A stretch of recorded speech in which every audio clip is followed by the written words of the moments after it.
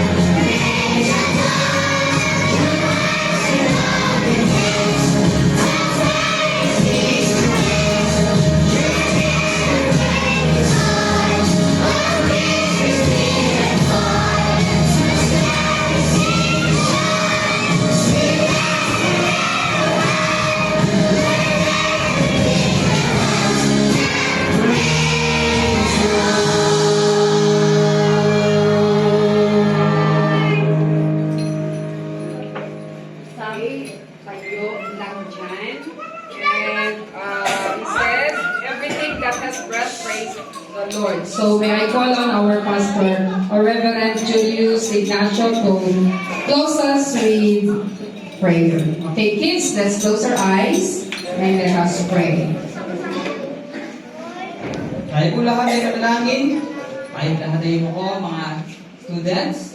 Let's pray. Lord, salamat for this wonderful day. Salamat, Panginoon, dahil naging matagumpay ang araw ito para i-recognize ang bawat isa, ang mga estudyante, ang kanila pong pagpapakabal, gayon din ang kanilang mga magulang, mga nag-alagang guardians sa kanilang Panginoon. Salamat po sa kanilang pagpunta sa araw na ito, Panginoon. Ang aming pong hiling mula po sa aming paaralan ay kami po ay naging pagpapala sa kanilang mga magulang at pati sa mga batang ito, Panginoon. Salamat sa lahat ng ginawa mo sa amin for those past 10 months, Panginoon. Naging faithful ka, iningatan mo ang bawat isa, maging ang aming mga estudyante, naging maayos po sila at marami po sila natutunan. Maraming salamat din, Panginoon, sa mga guro na nagpakapagal, na magturo at nagmahal sa kanila ng sobra-sobra.